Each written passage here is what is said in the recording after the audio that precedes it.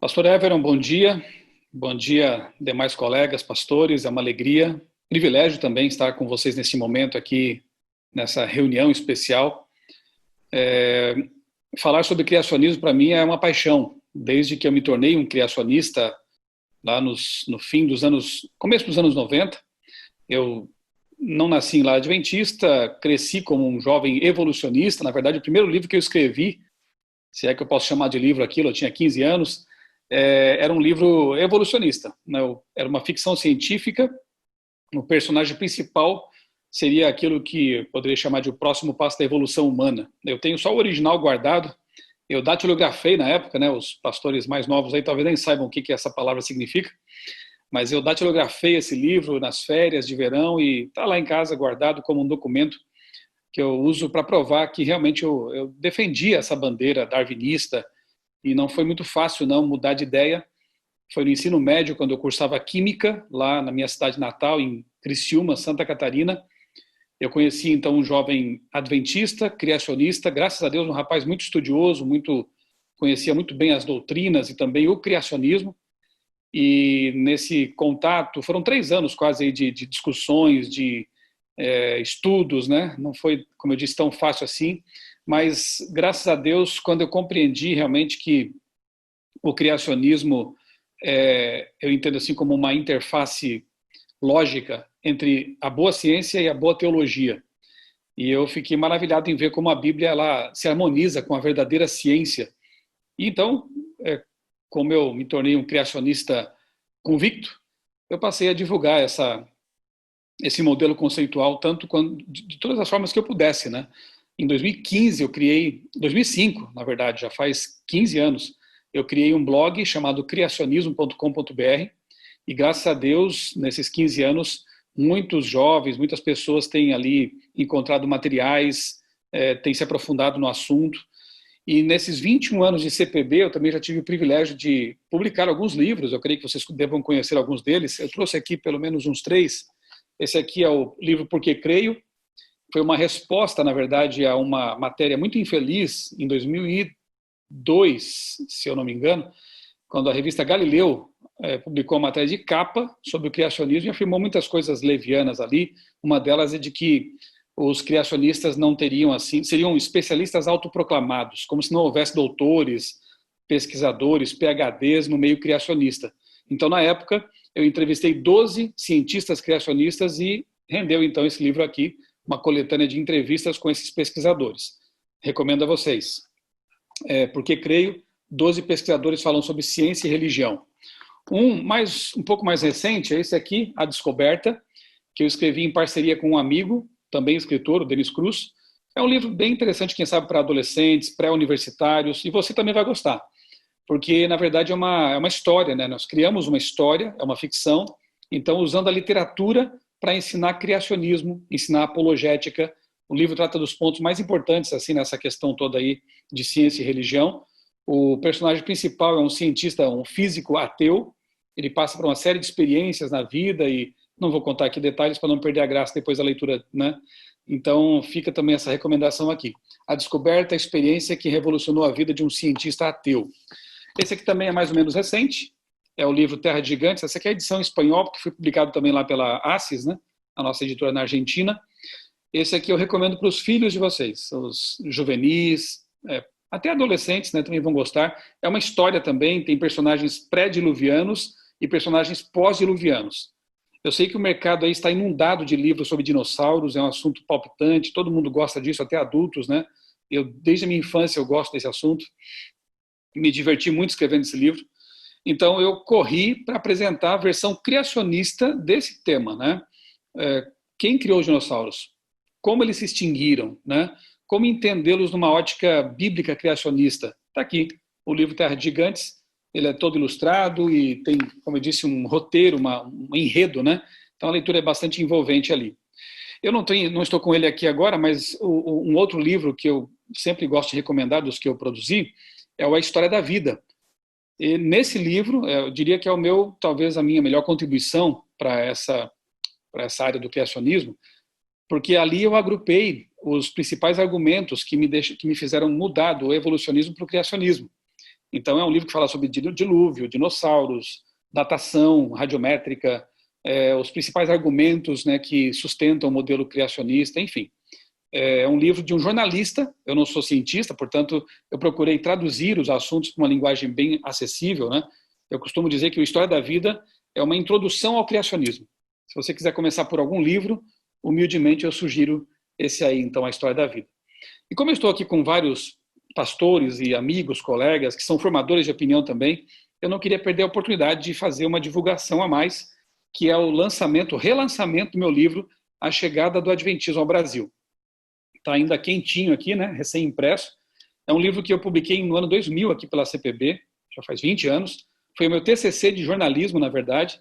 E aí, a pedido da divisão sul-americana, pastor Dolci, Desbravadores especialmente, né, eu fiz uma atualização completa do livro. Tem muita informação nova que a gente conseguiu descobrir aí, pesquisando a mais, tendo hoje em dia acesso, né, às revistas antigas em formato digital. Saiu então a nova edição aqui do A Chegada do Adventismo no Brasil, Histórias de Fé, Coragem e Dedicação. Gostaria que os pastores, especialmente, conhecessem como foram os primórdios, né, do nosso movimento aqui no país. Tem muita história inspiradora aí, né? Inclusive, o primeiro divulgador do criacionismo moderno, o primeiro brasileiro batizado pela Igreja Adventista do Sétimo Dia. Lembra do nome dele? Guilherme Stein, né? Guilherme Stein Jr. Em 1929, ele publicou um livro com um teor criacionista, o livro O Sábado.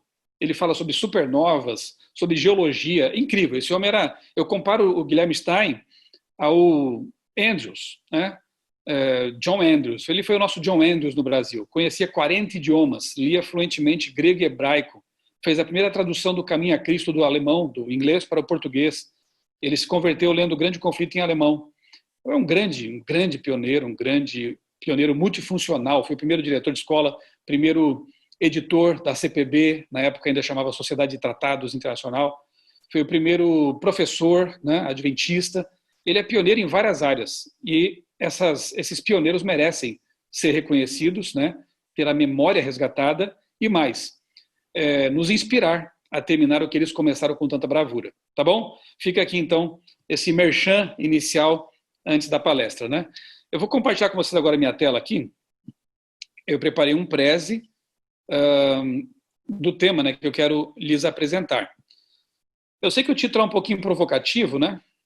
As maiores fake news evolucionistas, mas, na verdade, a ideia não é criar nenhum clima de combate, de beligerância, né? Porque eu não sou adepto disso, eu não gosto dessas coisas de debater. Tanto é que nas minhas redes sociais, a maioria delas nem tem espaço lá para debate, para comentários. Eu apresento as minhas ideias. Quem quiser buscar alguma coisa no privado, estou ali à disposição. Mas ficar debatendo não creio que leva a lugar algum.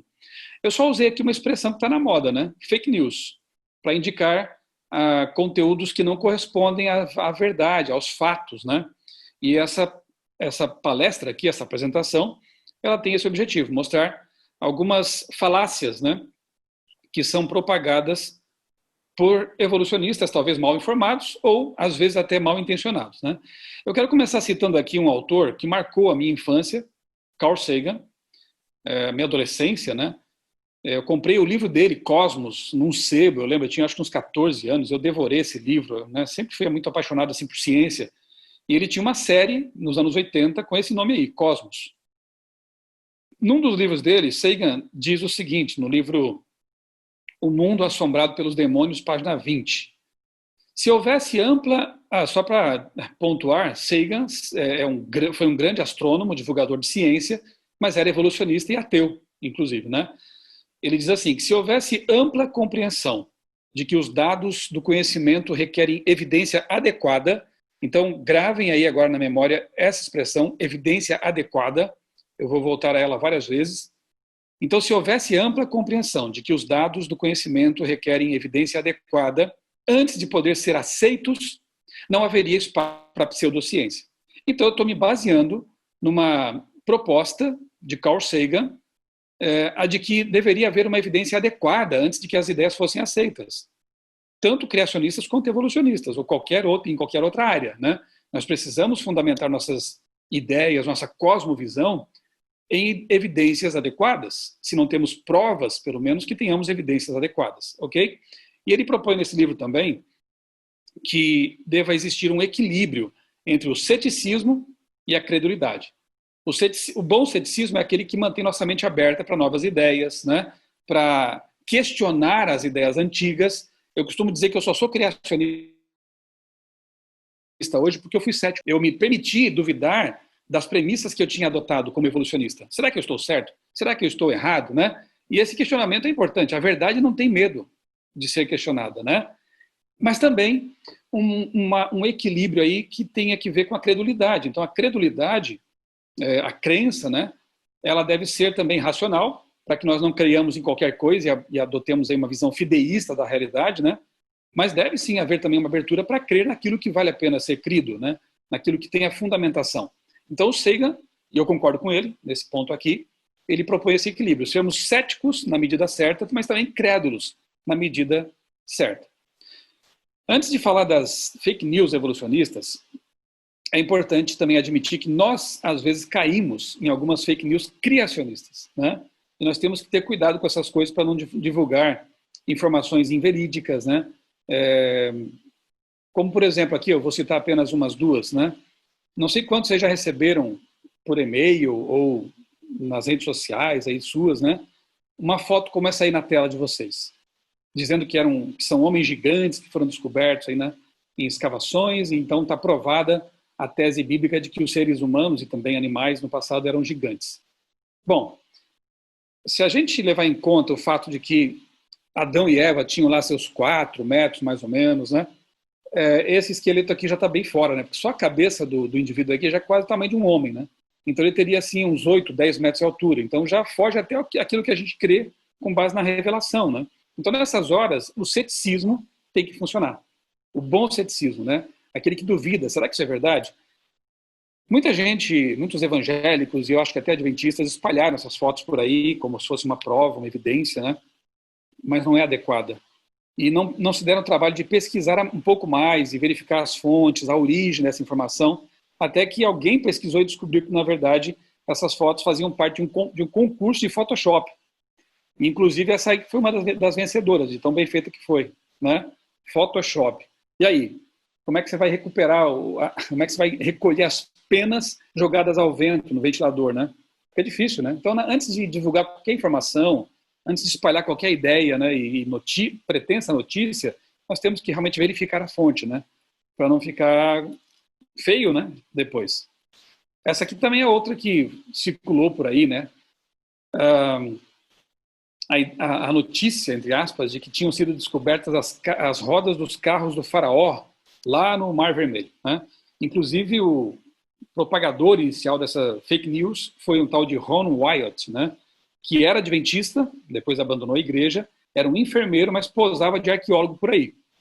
E publicou muita coisa, né? Muitas ideias, inclusive a de que ele teria descoberto a Arca da Aliança, e ela estaria embaixo onde ficou a cruz de Cristo no Calvário.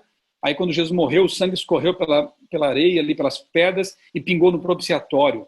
Quando perguntaram para ele, mas onde é que está? Mostra para nós.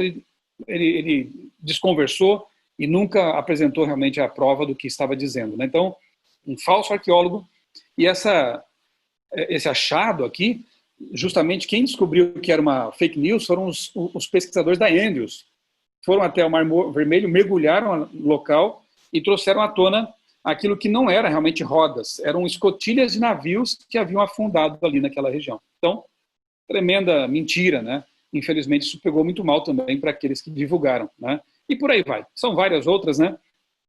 Eu começo por aqui para dizer que nós precisamos realmente tomar cuidado para que nós mesmos, né, não venhamos a cair naquilo que condenamos, né? Bem, como jornalista, eu tenho acompanhado já ao longo desses meus 30 anos, né, de adventista, criacionista, a cobertura que a imprensa, a grande imprensa, a mídia faz do assunto criacionismo. Eu tenho até uma palestra também com o título Criacionismo na Mídia. É um outro assunto, fica para uma outra ocasião. Mas é fato, né, que a grande imprensa tem sido um instrumento tremendo aí para propagar essas histórias. Eu pus aqui como na forma antiga, né, que se escrevia a palavra história para dizer que é uma história fictícia, inventada. Então, histórias. E eu começo aqui, essa questão mais midiática, né, mostrando uma citação. Eu guardo até hoje essa página aqui no meu arquivo, né, um documento que eu tenho lá, que eu achei fantástico. Em 98, lá atrás, no dia 13 de dezembro, o Caderno Mais, da Folha de São Paulo, publicou um artigo intitulado Extremos da Evolução.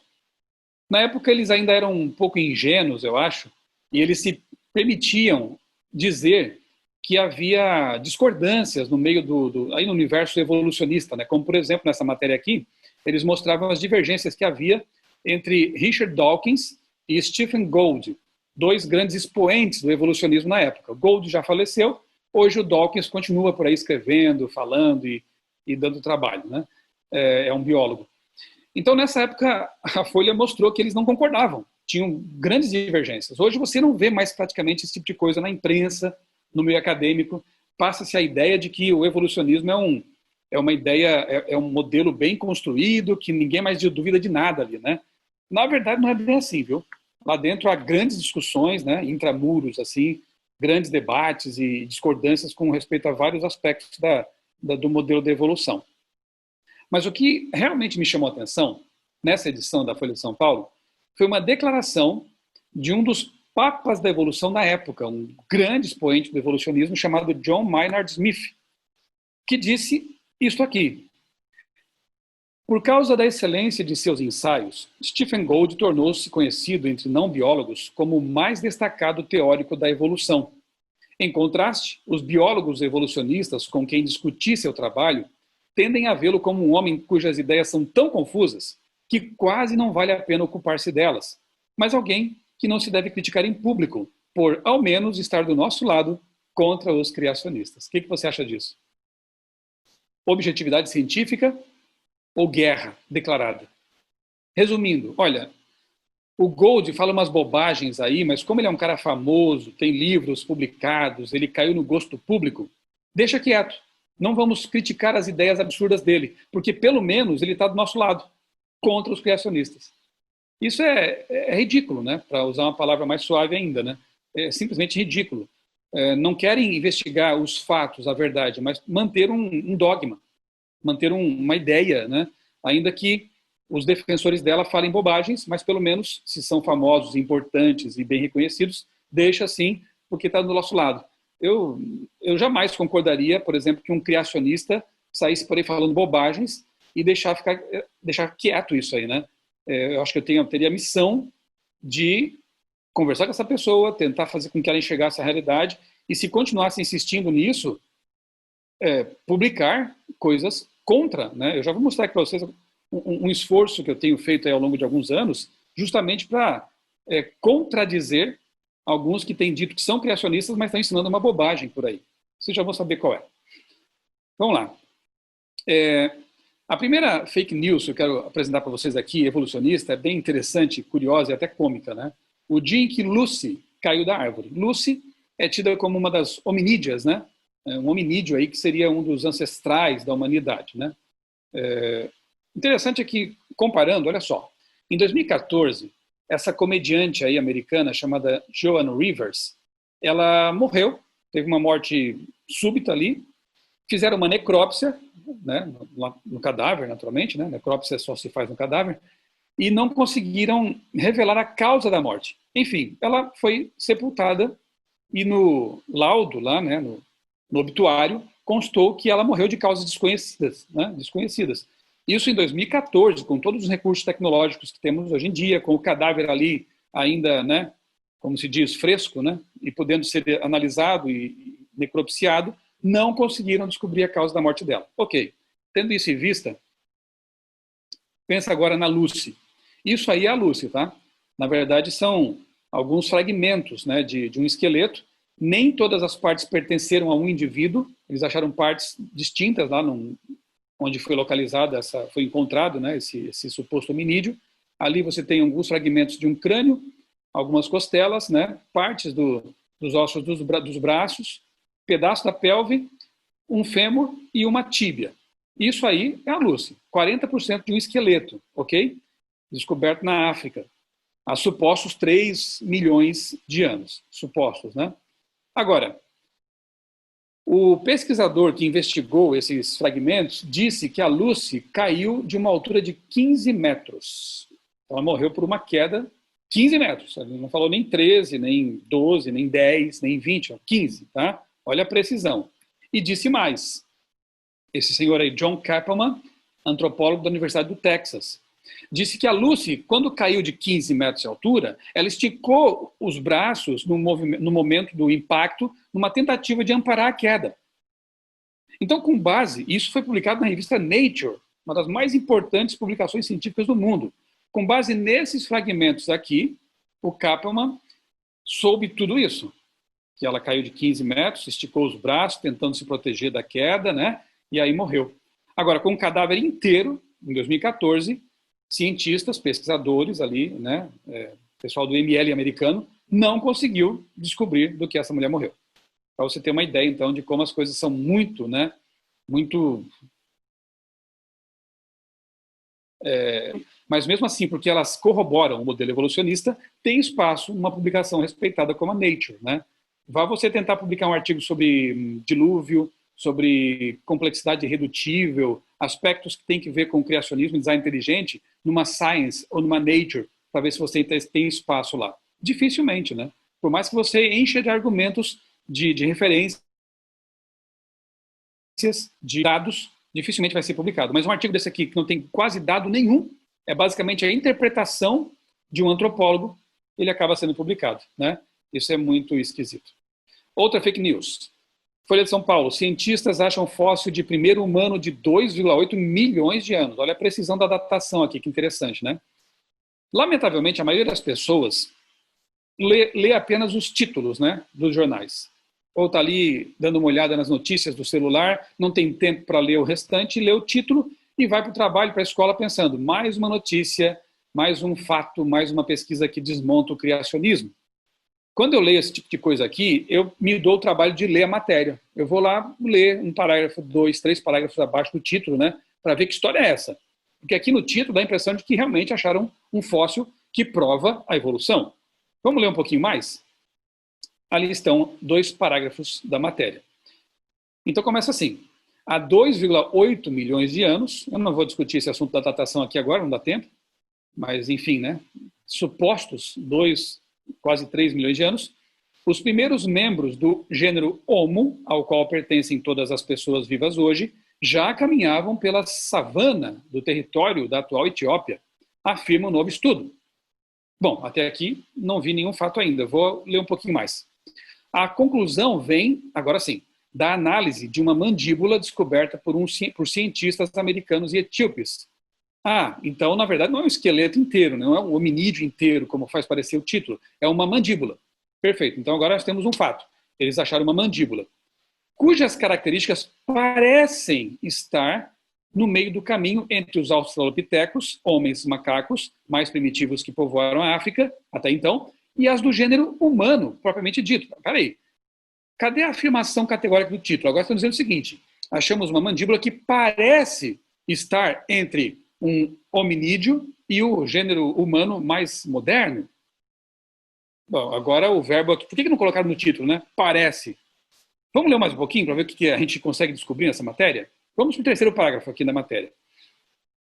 Como as 3 criaturas não surgiram do nada, a questão era saber quais eram seus ancestrais. Numa pesquisa, na edição desta quinta-feira da revista Nature, saiu na Nature também isso aí, a equipe liderada por Fred Spoor, do University College de Londres, deu um passo nesse sentido ao fazer uma reconstrução digital da mandíbula do Homo habilis, que está amassada e difícil de ser analisada. Ah, então aqui está o foco, né? O fato central. Eles encontraram uma mandíbula que parece ser intermediária, mas está amassada. Talvez por ter sido soterrado o ser ali, ou com a pressão, né, da terra em cima, com o tempo foi ficando amassada. E por ser amassada é difícil de analisar. Então eles pegaram aquilo ali e fizeram, com base naquele fóssil amassado, um modelo de computador. Um modelo computacional. E investigaram o modelo, não o fóssil que está difícil de ser analisado. Então, com base numa reconstrução digital, eles vêm e dizem isso aqui. Cientistas acham um fóssil do primeiro humano de quase 3 milhões de anos atrás. Você percebe que eu sou editor de revista, né, e sou jornalista, a gente sabe que muitas vezes nem é o próprio repórter que escreveu a matéria que faz o título. Quase sempre é o editor, né? E geralmente o título vai reproduzir a filosofia editorial do jornal. Se fosse um criacionista a publicar um artigo desse, ele pode até colocar as informações que estão na matéria, mas o título seria bem outro, né? Cientistas analisam um modelo digital de um fóssil que se supõe ser um elo entre isso e aquilo. Seria o título mais honesto, né, a ser colocado. Fake news, carimbo de fake news aí. Outra, pesquisa contesta a prova criacionista sobre a origem da vida. Olha que título tremendo. Mais uma vez os criacionistas caíram do cavalo, foram derrubados, né? Contestaram uma prova criacionista. Que prova será essa? Que contestação foi essa? Vocês querem saber? Aí tem que ler um pouquinho mais, né? Bem, o achado foi nessa formação rochosa aí, lá em Katina Bridge, né? Chama Katina Bridge, porque é uma ponte natural de pedra lá no deserto de Utah. O que aconteceu ali? Foram descobertas pinturas rupestres, aqui, ó, lá embaixo daquela ponte. Então você vê ali em cima, à esquerda, um homem, ok? Cabeça, os braços, as perninhas ali, né? Então a pintura de um homem. E mais abaixo, um pouco ali, à direita, está o que lhes parece o quê? Para mim parece um dinossauro. Pescoçudo, né? Tipo um brachiosauro, talvez. Cabeça, cauda e 4 patinhas. Essa notícia foi uma explosão, né, no meio evolucionista. Por quê? Porque eles não creem, como nós, que os humanos e dinossauros conviveram. Que humanos e dinossauros foram criados, todos, né, no 6º dia da criação, animais quadrúpedes e humanos no finalzinho do 6º dia. Né? Então, para eles isso é um absurdo. Eles creem que os dinossauros viveram milhões de anos antes dos seres humanos aparecerem e se extinguiram milhões de anos antes de aparecer o primeiro ser humano. Aí você encontra uma pintura rupestre que apresenta os dois na mesma tela de pedra, isso é complicado. Aí chamaram muitos cientistas e pesquisadores para aquela região, ficaram ali alguns dias pesquisando, analisaram a pátina que recobre a pedra para ver se as pinturas são da mesma época, e são da mesma época, provavelmente do mesmo artista, né? Ou de pessoas próximas, enfim. E aí a coisa ficou mais complicada até que uma cientista, uma pesquisadora, propôs uma solução. Sabe o que ela disse? Ela fez um rabisco aqui, ó, e disse o seguinte, ó, não, na verdade não era um dinossauro, era uma cobra, e a tinta escorreu bem ali na barriga, formando as patas, que não são patas, são tinta que escorreu. O que você acha? Convence isso? E, na verdade, essa mulher desenhou muito pior do que o cara das cavernas lá, né? Olha só, bem mais caprichado aqui, né? Tem 4 patinhas, direitinho. Ela vai e faz um rabicho, certamente até intencional, para dizer que a tinta escorreu só na barriga. Por que não escorreu na cabeça, na cauda, né? Mas só que, bom, aí os pesquisadores ficaram contentes, finalmente alguém propôs uma solução, foram para casa, estava tudo resolvido e abandonaram a pesquisa. Agora voltemos ao título. Você acha que esse título aí é honesto? Pesquisa essa, é um desenho, um rabisco que alguém propôs para explicar o inexplicável para eles. Pesquisa contesta, prova criacionista, que prova, né? Não, é uma prova, sim, de que uma evidência de que humanos conviveram com dinossauros. Mas prova sobre a origem da vida. O que essa descoberta aqui tem a ver com a origem da vida? Nada. Tem a ver com dinossauros e humanos. Só isso. Ou seja, um título que, além de ser uma fake news, é mentiroso e desonesto. Tremendamente desonesto. Agora, quem não lê a matéria, lê só o título, vai para o trabalho, vai para a escola, pensando, mais uma vez os criacionistas foram ridicularizados e esse modelo é falso. Falso é o título, né? Falso é a pesquisa que não diz nada, nada. Mas foi publicada na Nature, com todas essas evidências, né? com toda essa demonstração científica, foi publicada na Nature, né? Lamentável isso aí. Bom, eu disse há pouco que quando a gente vê um criacionista falando bobagem, a gente tem que desmentir, né? E às vezes em público, porque senão fica ruim para os criacionistas sérios, né? E uma dessas falácias que tem sido divulgada, eu coloquei aqui mais para ajudar vocês, porque eu sei que vocês têm enfrentado isso nos distritos, vocês têm enfrentado isso em alguns lugares, criacionistas que estão aí pregando a tal da teoria da Terra plana, ok? E uns dias atrás eu fiquei até assustado, porque eu fiquei sabendo que tem até pastor, eu vou ser ético aqui, não vou nem referir em que país que foi isso, né?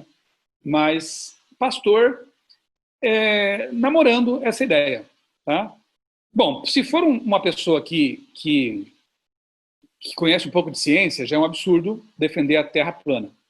Se for uma pessoa que lê a Bíblia com atenção, responsabilidade, e sabe que a palavra raquia, lá no original, né, quando está lá falando de firmamento, não tem nada a ver com um domo sólido, mas sim com a expansão da atmosfera, e eu tenho um vídeo no meu canal, um estudo que eu fiz, quero recomendar a vocês, em que eu falo sobre essa questão da palavra raquia. É importante entender isso aí para explicar às pessoas que não tem a ver com algo sólido, um firmamento. Firmamento foi uma tradução equivocada que Jerônimo trouxe para a Vulgata Latina e acabou entrando nas Bíblias pós tradução latim, né? Como a Almeida e outras traduções. Mas, na verdade, se você vai ao hebraico, você vê que a palavra tem a ver com expansão. Tem mais a ver com a atmosfera do que com firmamentum, né? Firmamentum, lá do latim. Bem, se o assunto é terra plana, eu recomendo um livro muito bom que a Sociedade Criacionista Brasileira traduziu para o português, está esgotado no momento, mas vai ser republicado pela sociedade, que é esse aí, ó, Inventando a Terra Plana, do Jeffrey Burton Russell, que é um historiador da Universidade da Califórnia. Né? Foi publicado em 99 pela editora da Unisa, aqui no Brasil. Livro muito bom, em que ele mostra que o erro da Terra plana não havia sido incorporado à ortodoxia moderna antes do século XIX. Isso é muito interessante vocês saberem a história dessa mentira, dessa fake news, porque ela não existe até o século XIX. Ou seja, até o século XIX, quando nasce o Adventismo, quando nasce o criacionismo, as pessoas sabiam, claro que algumas pessoas do povo lá talvez não tivessem muita noção dessas questões, mas os mais intelectuais sabiam que a Terra é esférica, né? Na verdade, Colombo nunca nem colocou esse assunto em pauta, já vou mostrar para vocês isso aqui. É uma mentira tão grande quanto dizer que Galileu teria ido contra a Bíblia, quando Galileu foi contra uma visão aristotélica importada pelo catolicismo. Foi contra isso que Galileu se insurgiu, não contra a Bíblia, como alguns dizem.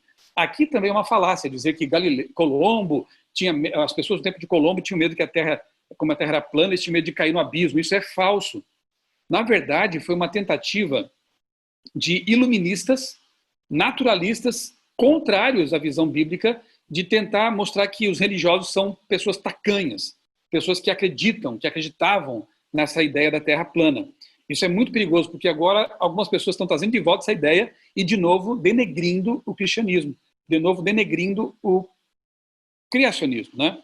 Então, o autor aqui, Russell, diz o seguinte: Russell descobriu o fio da meada nos escritos do americano Washington Irving e do francês Antoine Jean Letron, responsáveis pela posterior propagação do mito da Terra plana.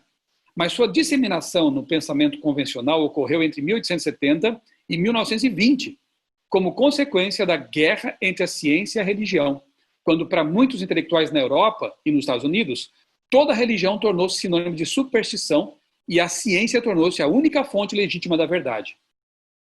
Foi durante os últimos anos do século XIX e os primeiros anos do século XX, eu não vejo que seja uma coincidência, eu creio que foi satânico mesmo, porque o criacionismo começa a nascer nesse momento. Foi nesse tempo aí que a viagem de Colombo tornou-se então um símbolo amplamente divulgado da futilidade, da imaginação religiosa e do poder libertador do empirismo científico. Os pensadores medievais, da mesma forma que os clássicos que os antecederam, criam na redondeza da Terra. É falso você jogar para a Idade Média e dizer que a religião, né, o cristianismo é que trouxe essa ideia de planicidade da Terra. É falso, porque na Idade Média eles não tinham essa visão. Na verdade, você lê Dante Alighieri, por exemplo, a Divina Comédia, lá fala de uma Terra redonda. Você vê ali reis cristãos, antes até da Idade Média, trazendo em algumas pinturas ou esculturas, né, o globo da Terra na mão, indicando o poder dele e o cristianismo, né, uma cruz em cima do globo, do orbis, indicando o poder dele e o cristianismo que tinha que dominar o mundo redondo. Isso antes, muito antes do século XIX. Então, na Grécia Antiga, né, Erastóstenes já tinha calculado a esfericidade da Terra e acertou, assim, errou por pouco o diâmetro da Terra. Pesquisa sobre essa experiência dele, é bem interessante. Então, Irving retocou a história para parecer que a oposição à viagem de Colombo se deveu ao pensamento de que a Terra fosse plana. Isso foi provado falso já. A oposição se deveu, na verdade, à preocupação com a distância que os navegadores teriam que percorrer entre a Espanha e as Índias. Eles achavam que iam chegar às Índias, mas bateram na América, né, antes. Então, a esfericidade da Terra não foi tema de discussão naquela ocasião, mas a distância, repito, entre Espanha e o objetivo da viagem deles, ok? Então, se alguém falar que Colombo e o pessoal daquele tempo tinha medo porque a Terra era plana, isso é mentira. Isso foi forçado, uma história forçada para parecer que os cristãos são idiotas, ok? Aqui está uma outra coisa interessante sobre essa polêmica da Terra plana. O criador da Flat Earth Society, tem isso, tá, nos Estados Unidos, Sociedade Terra Plana, criado no Brasil também, só cai no ridículo, né? Essa Sociedade Terra Plana americana foi criada por um evolucionista. Sabiam disso? Não é estranho? Não é estranha essa informação? É uma organização ativa atualmente liderada por um homem da Virgínia chamado Daniel Shenton. Embora Shenton acredite na evolução e no aquecimento global, ele e seus centenas de, se não milhares de seguidores em todo o mundo também acreditam que a Terra é um disco do qual você pode cair. Criacionista abraçar essa ideia é piada. Estão caindo nessa falácia. E a ideia é essa aqui, ó. Deixa eu mostrar uma animação para vocês. Eu sei que é absurdo isso, mas é assim que pensam, né? A Terra é um disco, uma pizza, o Sol é bem pequenino, a Lua também, bem pequena, e giram aqui dentro da atmosfera terrestre, ok? Gente, isso traz tanto que a gente fica até meio sem paciência, às vezes, de falar, de explicar, né? Por exemplo, se o Sol é pequeno e está aqui dentro da atmosfera, por que quando ele se afasta lá para perto do horizonte, ele não diminui de tamanho? Mantém o mesmo tamanho aparente no céu. Por que ele não fica num formato de elipse? Se ele é uma espécie de holofote e ele gira para longe de nós, vai para longe lá circulando, não fica no formato de elipse. E mais, por que ele se põe? Se a Terra é plana, o Sol nunca deveria se pôr, nem a Lua, mas ele se põe. Por que acontecem eclipses? Né? Se a Bíblia fala que a Lua é um luminar menor e o Sol é um luminar maior, como que a Lua consegue cobrir o Sol perfeitamente se eles estão aqui pertinho de nós? Ela só parece ser maior porque está perto de nós e o Sol está muito longe. Mas a Bíblia é tão perfeita que mesmo que no céu ambos pareçam ter a mesma circunferência, a Bíblia diz que um é maior e o outro é menor. Por quê? Porque ela é revelação de Deus, é inspirada. Mas aqui da Terra parecem ter o mesmo tamanho. Os terraplanistas não levam esse tipo de coisa em conta, né, em consideração. Existem muitas outras refutações científicas a isso. Mas eu vou ficar aqui com 2 textos de Ellen White, porque se o camarada é adventista, aí sim a casa cai. Se ele crê na ciência, já não pode ser um terraplanista. Se ele lê a Bíblia com atenção, levando em conta as línguas originais, é mais complicado ainda ser um terraplanista. Agora, se for um adventista, sinceramente, eu não sei nem o que dizer. Por exemplo, Mensagens Escolhidas, volume 3, página 317. Ellen White escreveu: Deus fez o seu sábado para um mundo plano. É isso que está aí? Esférico. E você pode, não é nem questão de grego e hebraico, é só ler o inglês. Muito fácil, né? E lá está realmente a palavra que traduzida corretamente fica como esférico, né? Mundo redondo, ela fala rounded, né? Deus fez o sábado para o mundo esférico. E quando o 7º dia chega para nós, nesse mundo arredondado, rounded, controlado pelo sol que governa o dia, em todos os países e regiões é o tempo para observar o sábado. Nos países em que não há pôr do sol, como assim? Tem países que o sol não se põe? E tem países que o sol se põe? Sim, e ela já sabia disso. Durante meses o sol não se põe, lá no círculo polar. E em que também o sol não há nascer do sol durante meses, o período será calculado pelos registros mantidos. Olha que interessante o que ela fala aqui nesse texto, totalmente científico, né? Por exemplo, lá no norte da Noruega, da Finlândia, né, no círculo polar ártico, tem um momento do ano que o sol não se põe mesmo, né, que é o verão deles, porque a Terra tem um eixo inclinado e fica então aquela pedaço da Terra sempre exposta ao sol. O máximo que ele faz no horizonte é esse movimento aí, ó, né? Meio que ondulatório. Ele chega no seu ponto mais alto e depois desce um pouco, ponto mais baixo, mas nunca se põe. No inverno se inverte, porque o eixo vai para o outro lado, o sol está aqui, então haverá meses de noite. Como que um adventista guarda o sábado lá? Como disse Ellen White, pelos registros que ele faz. Então ele anota ali os horários, o sol está aqui em cima, meio-dia, está lá embaixo, meia-noite. Ele anota direitinho, né? O nascer do sol, pôr do sol, e com base nesses registros, ele pode guardar o sábado perfeitamente lá também nessas regiões. Veja, Mas se a Terra fosse plana, esse texto de Ellen White seria um absurdo. Não faz sentido. Tem um outro texto dela, eu não coloquei aqui, mas em que ela defende o próprio heliocentrismo. Ela diz que é a Terra que gira em torno do Sol, mas os terraplanistas dizem que o Sol é que gira aqui em cima da Terra. Com quem você fica, então? Com a ciência, a verdadeira ciência, com a Bíblia, com a hermenêutica correta, com Ellen White, ou com os terraplanistas que, a minha impressão é que nunca viajaram de avião e nem de barco, né?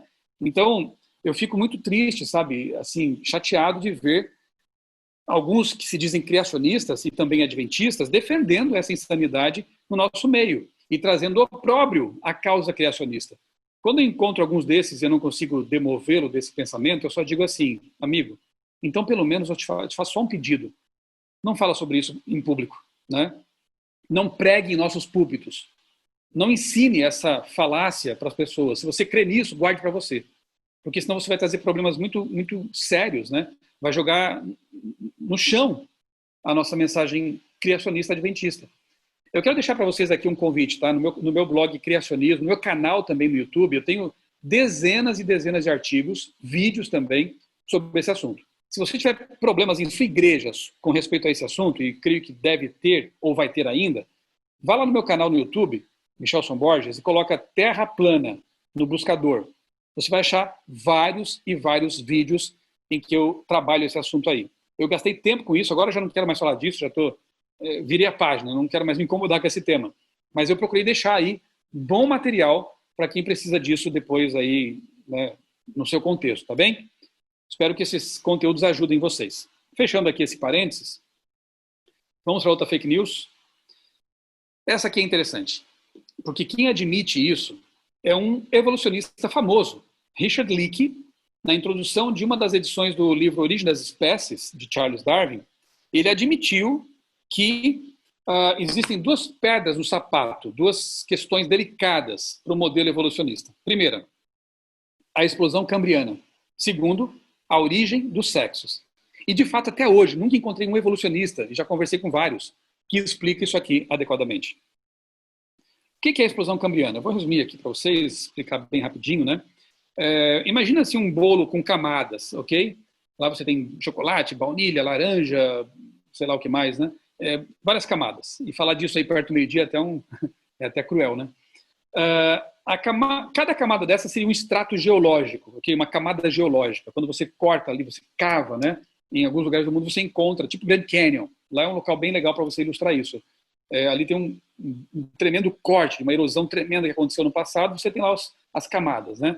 Que curiosamente são plano paralelas. Isso é interessante porque revelam uma superposição rápida. Não tenho tempo de explicar isso aqui agora.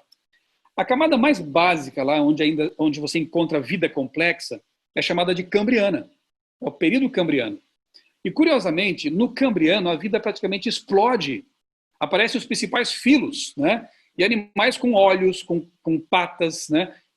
Com células, né? Já diz tudo, né? Se tem célula, já tem complexidade tremenda. Uma célula é uma usina, é uma fábrica de muita coisa, né? Então esses animais já eram super complexos, tinham corpos segmentados, como os trilobitas, ali no leito, né, no chãozinho ali você vê o trilobita, por exemplo, alguns trilobitas, né, amonitas. Só que antes deles, abaixo do Cambriano, pré-Cambriano, você não encontra pré-trilobitas, pré-amonitas, porque se a evolução aconteceu em etapas sucessivas, longas e graduais, você teria que encontrar vários elos intermediários, os tais elos perdidos, que Darwin achou que com o tempo seriam descobertos, mas nunca foram.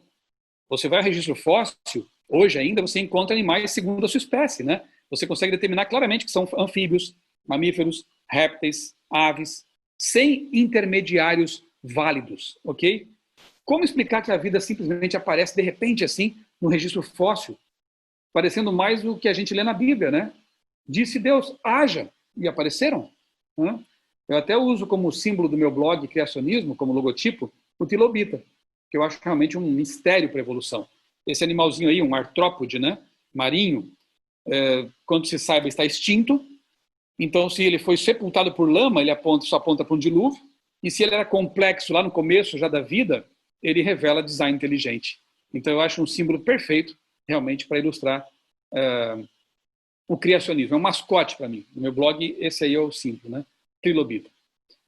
O outro problema é a evolução do sexo, né? Porque os seres criados, eles nem falam, não usam esse verbo, né? Os seres que surgiram, primeiramente, eram assexuados, ok? Não havia macho e fêmea. Eles se multiplicavam por divisão simples, como as bactérias. Em algum momento da história, apareceu macho e apareceu fêmea. Só que a coisa fica tão complicada nesse ponto aqui que passa a parecer milagre e mágica, passo de mágica, né? Para começar, existe apenas um gene que codifica a produção de espermatozoides, que é o gene Bowle. Está ali, um gene só. Se esse gene se modificasse com o tempo, por mutação, né, por alguma alteração que os evolucionistas dizem que acontece a todo tempo, a vida podia desandar. Imagine se não houvesse mais produção de espermatozoides. Bastaria mudar esse gene aí. Então, quando eles se deparam com genes como o Bowle, o homeobox, que é o gene que determina a divisão celular perfeita ali quando há uma fecundação, eles dizem assim, esses genes nunca mudaram na história evolutiva, ao longo de milhões e milhões de anos. Mas por que nunca mudaram? Porque não podem mudar. Se mudassem, a vida podia desandar, né? E não estaríamos aqui agora. Então é mais ou menos assim, quando querem que mude, mudou. Quando não pode mudar, não mudou. Isso para mim está meio que... é meio literatura de ficção, né? É estranho explicar as coisas desse jeito. Mas enfim, vamos prosseguir aqui. O que acontece? Eu li um tempo atrás, numa revista chamada Ciência Hoje, uma revista séria de divulgação científica, um artigo fantástico com o título O Desafio da Gestação. Por que a mãe não rejeita o feto? Incrível. E a pergunta ela tem fundamento, ela tem o seu motivo de ser, porque quando um feto, né, quando um óvulo é fecundado, e o feto se aloja, o embrião se aloja na parede uterina, o que acontece? O corpo da mãe identifica aquilo como um agente externo, né? Porque tem 50% de DNA, de bagagem genética, que não pertence ao corpo dela. É como se fosse um órgão transplantado, é um agente estranho. Então, naturalmente, o corpo da mulher vai tender a expulsar esse invasor. Então, o sistema de defesa do corpo da mulher vai atacar aquele embrião. Mas isso não acontece por quê? Porque assim que ele se fixa à parede uterina, ocorre a formação da placenta, que é uma espécie de barreira, de um campo de força. Isso aqui eu estou resumindo, né, de um artigo bem legal aí que foi escrito por cientistas nessa edição. Eles explicam em detalhes essa questão toda, né? Então, não fosse a barreira placentária, o embrião seria destruído mesmo e expulso. Mas como que você pode conceber a ideia de que na primeira gestação... Aliás, deixa eu voltar um pouco aqui, porque eu preciso mostrar como que os milagres acontecem aqui, né? Como que a mágica acontece. Para que tivesse havido a origem de reprodução sexuada, deve ter acontecido uma mutação que trouxe à existência um sistema reprodutor masculino, com toda a sua complexidade bioquímica, anatômica, tudo, né? Quando eu falo sistema reprodutor, é tudo, que envolve neurônios especializados na função, tem que ter também.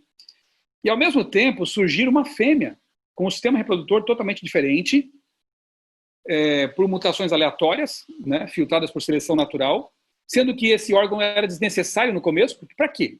Por que eles iam usar uma coisa que não tinha função? Mas apareceram dois órgãos, né, distintos, dois sistemas distintos. Mas se aparecesse um macho há 200, 300, 500 milhões de anos, vou chutar aqui, e uma fêmea há 300 milhões de anos, de que adiantaria isso? Na geração seguinte, até esse órgão inútil ia desaparecer. Estava só ocupando espaço e energia. Além disso, além de ter que surgir um macho e uma fêmea numa mesma época, não adiantaria surgir um macho pré-histórico, sei lá, estou falando coisas aqui bobas até, né? Um ser qualquer, macho, numa China pré-histórica e uma fêmea num Brasil pré-histórico. Mesmo que fosse na mesma época, nunca se encontrariam. Então você começa a perceber que os milagres se multiplicam aqui, porque tem que surgir um macho com toda a sua complexidade distinta da fêmea e uma fêmea com toda a sua complexidade distinta do macho na mesma época histórica, no mesmo espaço geográfico, diminuto, porque eles eram bem pequenos, tinham que se encontrar, e quando se encontraram foram compatíveis. Eu costumo brincar e dizer assim, eu que sou o crente, né? Eu que sou o crente. Então eles se encontram, são compatíveis, conseguem misturar seus cromossomos e nasce um outro ser. Ele também capaz de se reproduzir. Gente, isso é mágica. Mais do que milagre, é mágica. Aí voltamos aqui a essa revista. O serzinho foi gerado. Superou uma série de etapas milagrosas e chegou ali. Vamos dar uma chance para a história aqui, para a evolução. Ok. Agora ele tem que sobreviver no corpo da mãe sem ser agredido. Então, mas já tinha um órgão prontinho lá no corpo da fêmea, seja lá qual foi ela, que era a placenta. Já estava lá disponível, sendo que nem tinha função ainda esse negócio. Porque se não tivesse placenta, ele não ia sobreviver. Primeira fecundação já ia dar em nada. Não estaríamos aqui para contar a história. Ele é fecundado, ele é protegido pela placenta. Os autores explicam mais que se por acaso um desses anticorpos, né, conseguisse perfurar a barreira placentária, o que aconteceria? Olha que interessante, que lindo isso.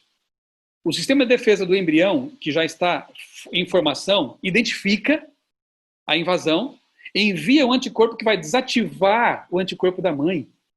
Gente, isso é total presciência. Deus antevidência. Deus anteviu os passos, as coisas que poderiam dar errado no mundo de pecado, né, naturalmente, e já colocou nos corpos humanos mecanismos de defesa. Aliás, nós temos mecanismos de reparos funcionando o tempo todo para evitar que nós tenhamos câncer o tempo todo. Em nosso DNA existem mecanismos de reparos. Então, quando você vê uma máquina capaz de se auto-reparar, você pensa em acaso ou design inteligente? Eu vejo design, obviamente. Eu vejo antevidência, né, do Criador. Essa matéria não fala em criação, Deus, claro que não, né? Mas o tempo todo eu vi a mão de Deus ali. Eu terminei esse artigo científico dizendo amém, louvado seja Deus. E lembrei de Davi que escreveu, de um modo assombrosamente maravilhoso, me formaste. E não foi? Claro que foi. Vamos aqui agora prosseguir nessa história mirabolante. Vamos dar a chance de fêmea, eles se encontraram, eles eram compatíveis, eles criaram uma nova vida, essa nova vida conseguiu sobreviver porque tinha uma placenta disponível, mas agora chegou um momento crítico. Ele tem que nascer. E agora? Esse bebê cresceu, ocupou quase todo o espaço da barriga, né? E agora tem que ser expelido. Agora vem outra coisa que detona ideologias como a de gênero, né? Tem homem por aí querendo ser mulher, ok? Ok. Pintam as unhas, mudam de sexo com cirurgia, se vestem como mulher, mas eu desafio qualquer um deles a dar à luz com parto natural. Vão morrer. Por quê? Olha, compara ali a pelve da mulher com a do homem. A da mulher foi projetada para permitir a passagem de um bebê. O homem não consegue. Mas, quando está em trabalho de parto, a mulher, no corpo da mulher jorra ocitocina, que é um neurotransmissor que faz com que os ligamentos se afrouxem. Facilita mais ainda a passagem de um bebê com até 9 meses, por ali. Então, esse mecanismo e essa anatomia já tinham que estar disponíveis desde o primeiro parto. Eles não conseguiam fazer cesariana lá no começo, né? Então era natural, tudo natural. Se não tivesse pronto, já esperando pelo bebê que nem sabiam que existiria, olha que coisa fantástica, né? Não nasceria e o primeiro bebê daria errado. Você entendeu por que os evolucionistas honestos admitem que a reprodução sexuada e a origem dos sexos é um tremendo problema para o modelo evolutivo? Exatamente por isso. Porque realmente é um problema. Agora, como criacionistas, como é que a gente entende isso? Simples. O que diz Gênesis? Macho e fêmea os criou. Distintos. Crescei e multiplicai-vos. O mecanismo já existia. Deus os dotou disso. É muito mais simples pensar desse jeito, que houve um design inteligente, uma intencionalidade e um projeto maravilhosamente bem feito para que tudo isso acontecesse. Ok? Vamos correr aqui para o nosso final. Vou pular umas partes aqui, porque me empolguei na primeira parte. Eu quero mencionar aqui uma questão interessante, que é a da origem da vida, né? Por muitas décadas, os cientistas têm se debatido nisso. Como que a vida começou, já que foi pela evolução, não foi Deus quem criou, como é que começou? Lá nos anos 50, Stanley Miller, que era aluno de pós-graduação de um cientista chamado Harold Urey, então juntos, eles propuseram um experimento, que hoje é conhecido como experimento de Urey-Miller. Era um balão de vidro, como vocês estão vendo aí, colocaram ali dentro alguns gases, amônia, acho que metano, enfim, e bombardearam esses gases com descargas elétricas. E, de fato, depois de algum tempo de bombardeio, aparecem nesse balão aminoácidos, ok? De dois tipos. Quem já estudou biologia vai entender a questão aqui. Aparecem aminoácidos levógeros e destrógeros, L e D, esquerda e direita. Só que a vida é composta apenas por levógeros, tá? Só para você ter uma ideia aí de como a coisa começa a ficar complicada também. Como os aminoácidos formam proteínas, eles acharam assim com esse experimento que nós provamos então que a vida surgiu assim, ok? Só que aminoácido para formar proteína já é um abismo tremendo. E depois proteína formar DNA é um outro abismo intransponível. Mas eles já entendem que como surgiu o aminoácido ali, a vida então começou desse jeito. Ok. Só que no começo dos anos 50, os cientistas acreditavam que a atmosfera primitiva da Terra consistia basicamente de vapor d'água, hidrogênio e gases ricos em hidrogênio, tais como metano e amônia, como eu mencionei. Então, eles acreditavam que a atmosfera primitiva tinha esses gases e colocaram os gases que eles acreditavam que, sem prova nenhuma, evidentemente, faziam parte da atmosfera. E uma semana depois de descargas elétricas, de fato apareceram ali moléculas orgânicas, como aminoácidos, ok?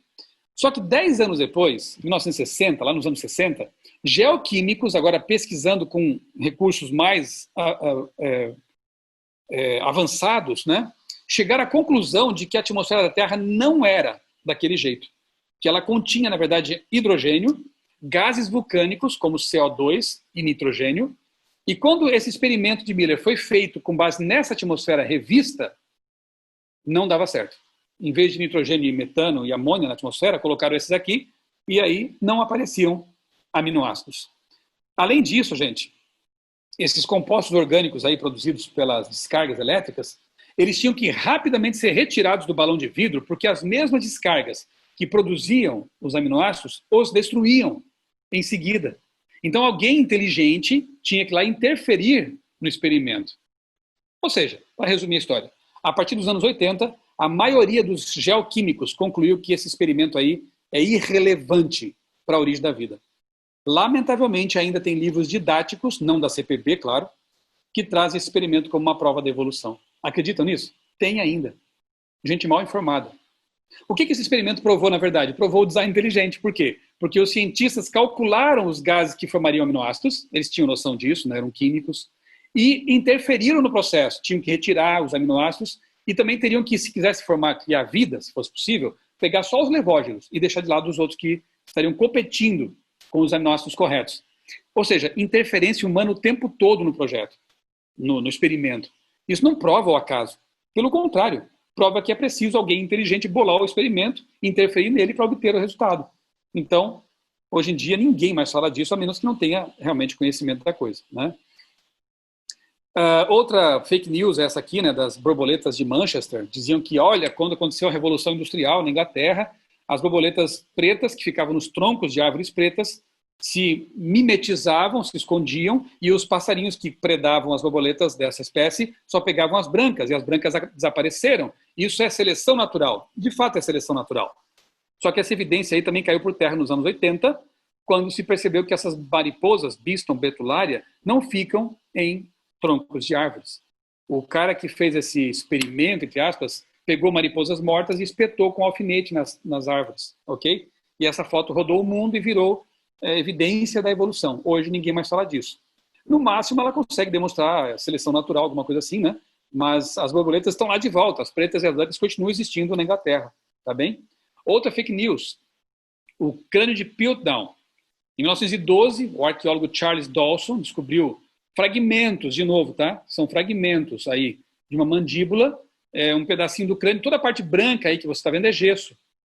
Geralmente nesses museus de história natural, eles colocam lá os crânios, né, organizados, bonitinho, né? Até o meu filho, quando tinha 8 anos, a gente visitou um museu desses, ele falou, pai, mas isso aqui é uma coisa montada.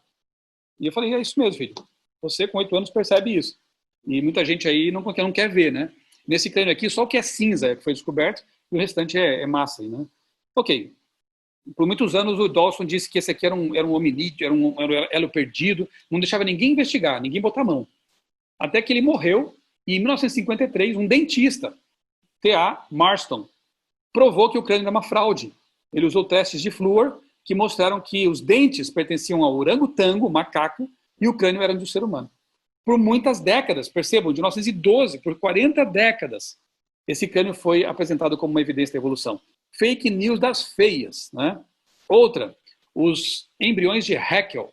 Em 1874, esse pesquisador alemão fez um monte de desenhos tentando mostrar que peixes, galinhas e seres humanos e outros animais teriam uma história embriológica igual, seriam iguais lá no comecinho, o que mostra que eles também seriam relacionados evolutivamente falando.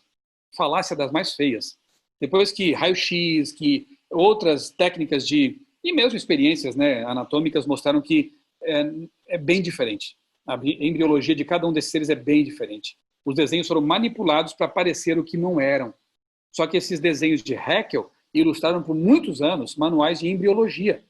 Quantos estudantes de embriologia, de medicina, estudaram esse assunto e foram convencidos por uma mentira de que a embriologia recapitularia a história evolutiva? Que pena, né? Que lamentável, fake news. Gente, tem muito mais coisas, né? Se a gente fosse ficar aqui, ficaríamos a tarde inteira, né? Mas eu vou terminar com um artigo recente de uma área que eu estou estudando como pós-graduação, né, que é a biologia molecular. Essa revista aqui é uma revista científica, ok? Conceituada no meio, né, de biofísica e biologia molecular. Os autores também são conceituados. E eles escreveram um artigo sobre a tal da explosão cambriana, aquele assunto que eu disse que até hoje para os evolucionistas é uma pedra no sapato. Quem disse isso não fui eu, né? Foi o Richard Leakey, um evolucionista. Eles estão trazendo de volta uma tese chamada panspermia cósmica. Que negócio é esse? Deixa antes eu ler aqui uma citação desse artigo científico, que inclusive vai ser o tema do meu TCC, nessa pós-graduação, a panspermia cósmica, o retorno. Olha o que dizem os autores aqui, ó. Todos os experimentos de laboratório que tentaram simular a origem da vida, até agora, levaram a fracassos deprimentes. Parece, então, razoável irmos ao maior local disponível com relação a tempo e espaço. Ou seja, jogaram para o espaço o problema. Mas o que me interessa aqui nessa citação é o seguinte, ó. A admissão, uma revista de 2018, científica, não me interessa o que a Super Interessante fala, o que a Galileu fala, o que o Fantástico fala. Eu quero saber o que os cientistas da área falam. E os cientistas da área dizem: todos os experimentos em laboratório tentando provar a origem da vida foram fracassos. Deram em fracasso. Então, eu fico com eles. Aí, qual é a ideia? A vida surgiu no espaço. Para mim, isso aí é jogar a batata quente para fora, né? Você não consegue resolver o problema aqui na Terra, joga para fora. Porque se você perguntar, mas como é que ela surgiu no espaço? Ah, não sei, ninguém estava lá para ver como é que foi. E aí você elimina o problema, por não ter como explicá-lo. Sabe o que é panspermia cósmica? É mais ou menos o seguinte: a vida então surgiu lá fora, ok, no espaço, em algum lugar, sabe-se lá onde. Uma bactéria, digamos assim, embarcou no meteorito, num asteroide, e começou a viajar pelo espaço. Detalhe, essa bactéria resistiu à radiação cósmica. Astronautas, quando vão para o espaço, têm que usar uma roupa toda especial com filtros, né, para não sofrer a ação dessas radiações cósmicas. A Terra não sofre aqui embaixo porque nós temos o campo magnético que nos protege, e só temos um campo magnético porque a Terra é redonda, é esférica, porque é o núcleo férrico da Terra, né, metálico, que gera esse campo. Se a Terra fosse plana, a gente morria agora, de câncer, em pouco tempo, porque aí a radiação solar ela iria nos matar, né?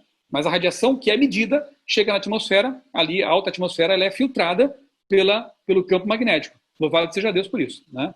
Bem, essa bactéria sobrevive à radiação cósmica, ela sobrevive ao vácuo, né? Não tem ar lá no espaço, não sobrevive também ao frio, é o zero absoluto do espaço. Quando ela chega perto de um planetinha convidativo chamado Terra, ela acha um planeta simpático, tem água líquida, tem uma atmosfera, então aquela pedra começa a entrar na atmosfera. Quando uma pedra espacial entra na atmosfera, o que acontece com ela? Ela queima, ela é incinerada, chega a mais de 1000 graus, né? As naves espaciais, quando vêm como os ônibus espaciais, né? Quando eles entravam na atmosfera, eles têm embaixo deles eles têm cerâmica refratária para resistir a altas temperaturas. Um desses aí explodiu porque uma daquelas plaquinhas se soltou. Não lembro se foi o Challenger ou... enfim, esqueci o nome dele agora, mas um desses ônibus espaciais explodiu na entrada. Um foi na decolagem, um não foi na entrada. Bem, ela sobreviveu ao frio do espaço, sobreviveu ao vácuo, sobreviveu à radiação espacial e sobreviveu às temperaturas altíssimas da entrada aqui na Terra. E se a pedra se for grande o suficiente, ela consegue chegar até o solo. E quando chegar ao solo, o que acontece? Ela explode, impacto, sobra só uma cratera muitas vezes. O material vaporiza. A bactéria sobreviveu também ao impacto. Gente, que bactéria seria essa, hein? Tá aí na tela. Só poderia ser uma bactéria de Krypton, uma super bactéria, para resistir a tudo isso. Então nós somos descendentes de Krypton, porque nós descendemos todos de um ancestral comum, que seria uma bactéria espacial super, ultra, mega, power, resistente. Gente, essa é a história que querem colocar no lugar de Gênesis. No lugar do texto que diz, no princípio criou Deus os céus e a terra. No princípio, um Deus todo-poderoso, supremamente inteligente, projetou a vida. E disse Deus, haja luz. E disse Deus, haja plantas, haja seres humanos. Criou, modelou o ser humano. Então, o que você acha? Qual é a história mais mirabolante? E qual delas é mais plausível? Você escolhe. Nesse momento, a explicação para a origem da vida é essa aí, com base em artigos científicos, tá? Estão querendo ressuscitar a panspermia cósmica. A vida surgiu no espaço, não sabemos como nem onde, mas foi assim, porque nós não queremos a alternativa, que é Deus. Não queremos Deus, não queremos Bíblia, não queremos criacionismo. Isso é absurdo. Nós ficamos com essa superbactéria. É duro, né? E eu termino como comecei, com Carl Sagan, que diz assim no mesmo livro, Universo Assombrado pelos Demônios. Parece-me ser necessário um equilíbrio delicado entre duas tendências. A que nos impulsiona a examinar com atenção, de maneira incansavelmente cética, todas as hipóteses que nos são submetidas, e a que nos convida a guardar uma grande abertura a novas ideias. Se você é apenas cético, como eu conheço muitos por aí, nenhuma ideia nova chegará até você. Deus? Não quero saber disso. Design inteligente? Absurdo, não vou nem pensar nisso. Ok? Você não vai aprender jamais o que quer que seja de novo. Você se tornar uma pessoa detestável, convencida de que a estupidez reina no mundo. Em contrapartida, se está aberto para a credulidade e não tem nem mesmo um pouco de ceticismo, então não é mais nem capaz de distinguir entre as ideias úteis e as que não possuem nenhum interesse. Então, o ateu e evolucionista ceticismo para reprovar ideias falaciosas, mitos, inverdades e fake news, e um pouco também de credulidade, sim, para manter a mente aberta para novas ideias e argumentos diferentes. Eu vou encerrar com um exemplo bíblico. Talvez você esteja pensando, peraí, como assim, na Bíblia? Sim. E o mais interessante, esse exemplo vem de um pescador, não vem de um cientista. Um pescador chamado Pedro, que em certo momento agiu como um cientista deve agir, agiu como uma pessoa honesta, intelectualmente honesta deve agir. Aqui no contexto da ressurreição, as mulheres viram o túmulo vazio, voltaram correndo para contar para os discípulos. Pedro ouviu aquela história e achou que era loucura. Ele não aceitou. Olha o que diz o texto aqui. Lucas 24, 11 e 12. Para eles, os discípulos, porém, a história pareceu absurda e não acreditaram nelas, nas mulheres. Mas Pedro se levantou e correu até o túmulo. Abaixando-se, olhou atentamente para dentro e viu os panos de linho vazios. Então voltou para casa admirado com o que havia acontecido. Essa é a atitude de uma pessoa intelectualmente honesta. Eu não acredito, eu duvido, mas eu quero ver por mim mesmo. Eu vou buscar as evidências. Então não sei quem que vai depois ter acesso a essa gravação aqui, mas eu quero te convidar a ser cético como Pedro. Eu não acredito em Deus, eu não acredito no criacionismo, mas será? Será que eles têm evidências? Será que o túmulo está... Eu não acredito na ressurreição. Não pode, Jesus morreu. Nós vimos ele ser sepultado. Sabemos o endereço do túmulo. Está lá, está morto. Mas será que é isso mesmo? Eu vou verificar. Eu vou me levantar na minha cadeira e vou gastar tempo, eu vou me empenhar em buscar essa revelação e vou atrás disso. Pedro fez isso. E eu espero que as pessoas que se pautam pela Bíblia tenham a mesma postura, né? Eu não acredito na Trindade. Mas por quê? Você já investigou o assunto? Já estudou isso? A Terra é plana, mas você já estudou o assunto a fundo? Você correu até o sepulcro? Você levantou da cadeira? Ou só está vendo videozinhos da internet? Essa é a postura de um cientista verdadeiro. Levantar-se, ir atrás das evidências, porque elas existem, se você quiser encontrá-las.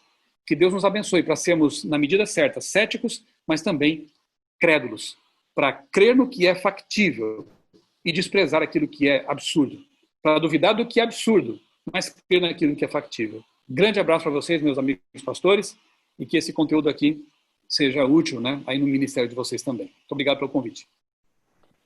Pastor Michelson, muito obrigado, viu, por esta apresentação tão especial. E realmente nós precisamos ter esse desejo de investigar, né? O pessoal está colocando aqui também que está muito satisfeito com a apresentação. Teria como responder uma ou duas perguntas, pastor?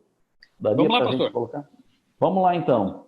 Algumas que chegaram aqui, por exemplo, a questão dos métodos de datação, que segurança podemos ter quanto aos métodos utilizados de datação? Olha, é uma pena que o tempo é curto, porque isso aqui renderia mais uma meia hora de conversa, né? Então, fica aqui o convite para que vocês leiam o capítulo sobre datação no meu livro História da Vida, tá? Mas, resumindo, os métodos são lógicos, né? Porque eles se baseiam no decaimento radioativo. Então, você tem, por exemplo, uma amostra de pedra, se for inorgânico, você vai ter que usar um método tipo urânio-chumbo. Se for orgânico, você pode usar o carbono 14, ok? Se você usar numa rocha, por exemplo, o método de urânio-chumbo, a ideia é a seguinte: existe uma quantidade X de urânio naquela amostra que vai decaindo com o tempo, vai se transformando em outras substâncias, digamos assim, né? No fim das contas, com esse decaimento radioativo, você vai ter o chumbo que é estável, não decai mais. Medindo as quantidades de chumbo e urânio na amostra, dá para ter uma média ali da idade dela, da suposta idade. Na verdade, você tem uma ideia do decaimento radioativo. Porque como saber quais eram as proporções iniciais de urânio e chumbo naquela amostra? Como saber se o decaimento não acelerou ou retardou ao longo do tempo, né? Hoje se sabe que, por exemplo, explosões atômicas conseguem alterar drasticamente essa taxa de decaimento, né? A meia-vida, como se diz. O mesmo acontece com o carbono 14.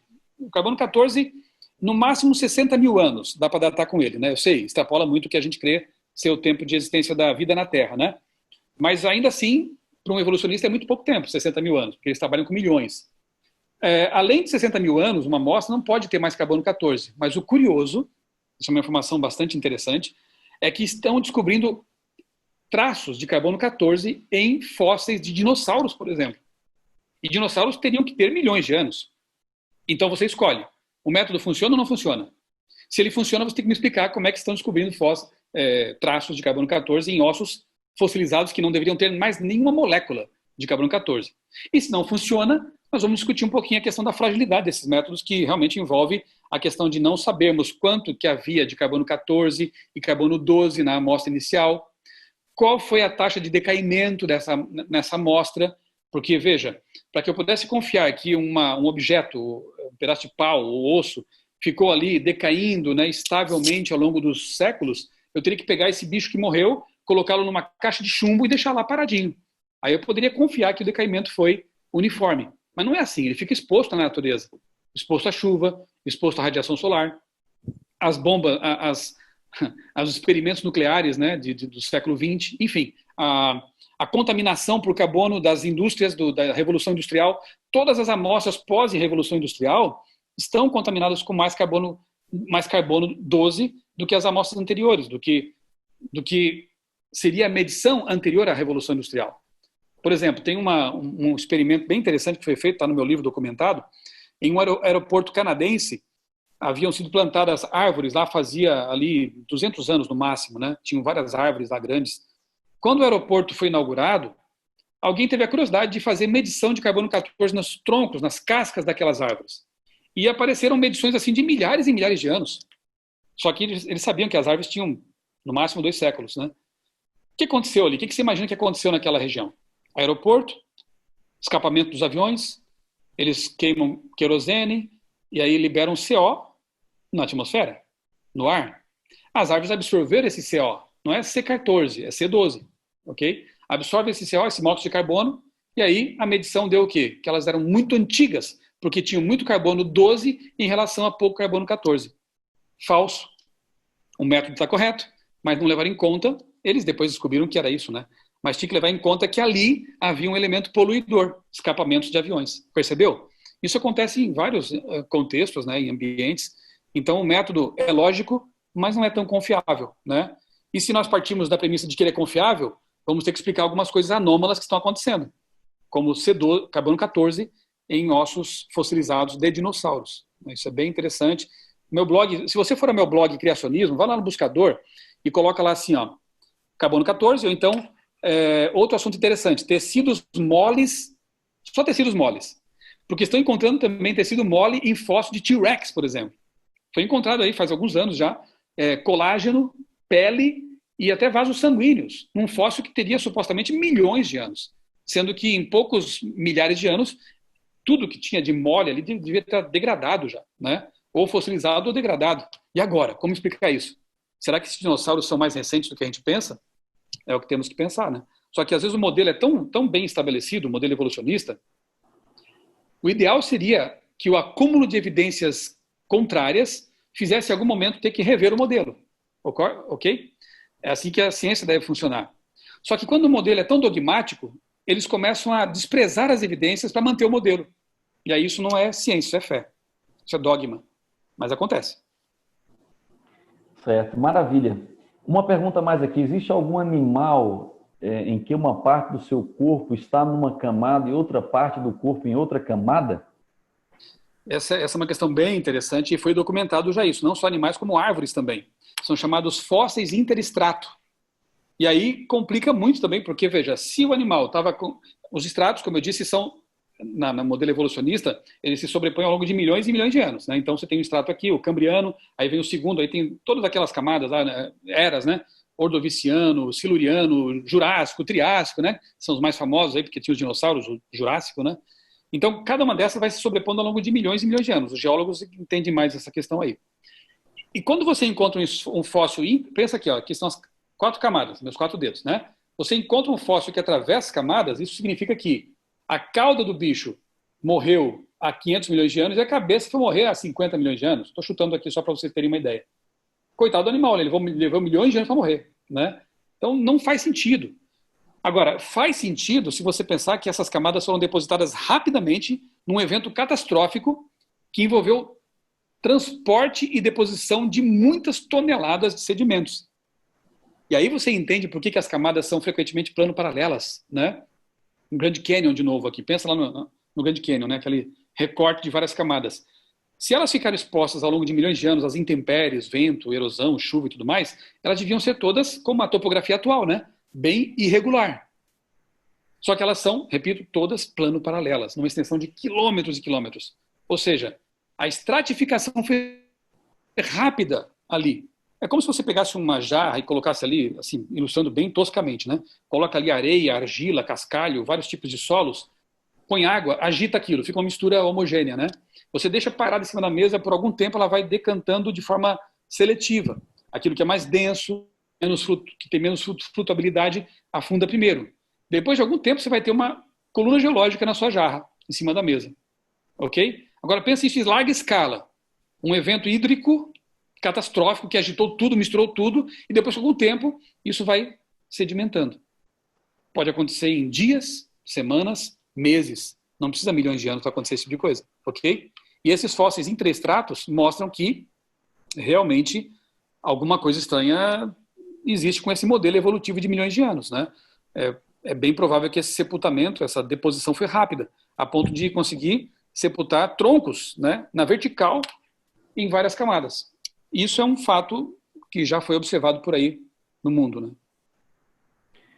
O dilúvio teria alterado a datação? Também é bem possível, né? Já está demonstrado que, por exemplo, o urânio pode se esvair das amostras por lixiviamento ou por erosão, né, digamos assim. Então, ela consegue tirar mesmo quantidades, né, de material, tanto pai quanto filho. Então, realmente, a flutuação de datas aí pode ser dramática, né? Vulcanismo também, uma série de coisas que nós cremos que aconteceu no dilúvio, que pode ter sido assim uma bomba para esses métodos de datação radiométricos, né? É uma boa pergunta e realmente isso afeta, sim. Sobre o crânio de Luzia, encontrado no Museu do Rio de Janeiro, poderia falar um pouco? Luzia, né? Aquele museu que pegou fogo, não sei nem se o crânio dela escapou, né? Eu não tenho essa informação. Eu visitei esse Museu Nacional pouco antes de ele ser destruído lá pelas chamas. Foi uma perda terrível, irreparável, né? Inclusive tinha lá um meteorito, grande meteorito metálico, né? Que ficava... Esse deve ter resistido, claro, porque ele resistiu até a entrada na atmosfera, né? O que é outro argumento contra a teoria da Terra plana, viu? Porque na Terra plana não tem como explicar meteoritos. Porque se existe um domo sólido cobrindo a Terra, não passa nada por ele, né? Naves não saem e meteoritos não entram. Aí eles inventam mirabolâncias para tentar explicar como é que os meteoritos existem, porque existem, né? E o mineral deles é um metal diferente da Terra, né? Então eles vieram de fora realmente. Bem, O de Luzia é a mesma coisa que outros crânios tidos como hominídeos, né? Quando você vai investigar a fundo a questão, você percebe que ou são macacos ou são seres humanos. Diferentes, mas são seres humanos. Por exemplo, o homem de Neandertal, né?